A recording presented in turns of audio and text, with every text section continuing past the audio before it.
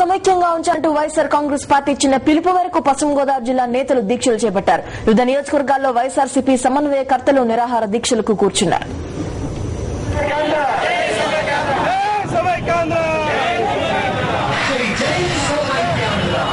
Eluru fire station సెంటర్లో వైఎస్ఆర్సీపీ నాయకులు చేపట్టిన దీక్షా శిబిరాన్ని ఆ పార్టీ నేత ఆళ్ల నాని సందర్శించారు. దీక్షలో పాల్గొన్న నాయకులకు వేలాది మంది ప్రజలు తరలివచ్చి సంఘీభావం తెలిపారు. ఆ జీవితాలు నాశనమైపోయినా భవిష్యత్ తరాలు బాగుంటే చాలు అన్న ఆలోచనతో మేము చేస్తున్నటువంటి సమైక్యాంధ్ర ఉద్యమం, మా సమైక్యాంధ్ర సాధించుకునే వరకు కూడా మేము వెనక్కి తగ్గేది లేదు.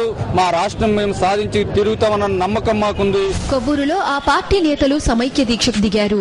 నియోజకవర్గ సమన్వయకర్త కొయ్యే మోషన్ రాజు, పార్టీ నేత కృష్ణబాబులతో పాటు పలువురు పార్టీ నేతలు దీక్షలో పాల్గొన్నారు.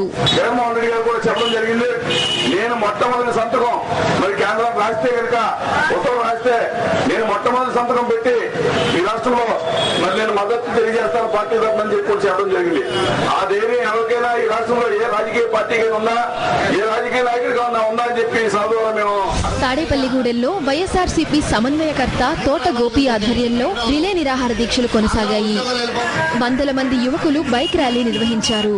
వైఎస్ఆర్సీపీ చేపట్టిన సమైక్యాంధ్ర ఆందోళనలతో తాడేపల్లిగూడెం దద్దరిల్లింది.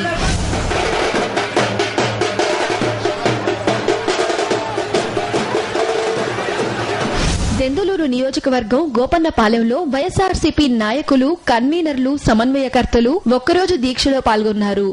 దీక్షలో పాల్గొన్న వైఎస్ఆర్ పార్టీ నాయకులకు నియోజకవర్గ ప్రజలు, కార్యకర్తలు, అభిమానులు తమ సంఘీభావం తెలిపారు. ఆకివీడులో మాజీ ఎమ్మెల్యే పాతపాటి సర్రాజు ఆధ్వర్యంలో రిలే నిరాహార దీక్షలు ప్రారంభమయ్యాయి. ప్రముఖ పారిశ్రామికవేత్త కనుమూరు రఘురామకృష్ణరాజు దీక్షా శిబిరాన్ని సందర్శించి సంఘీభావం ప్రకటించారు. ఆచంట నియోజకవర్గం మార్టేరులో వైఎస్ఆర్సీపీ నియోజకవర్గ సమన్వయకర్త లక్ష్మీనారాయణ ఆధ్వర్యంలో నిరాహార దీక్షలకు దిగారు. మండల కన్వీనర్లు, కార్యకర్తలు ఈ దీక్షలో కూర్చున్నారు.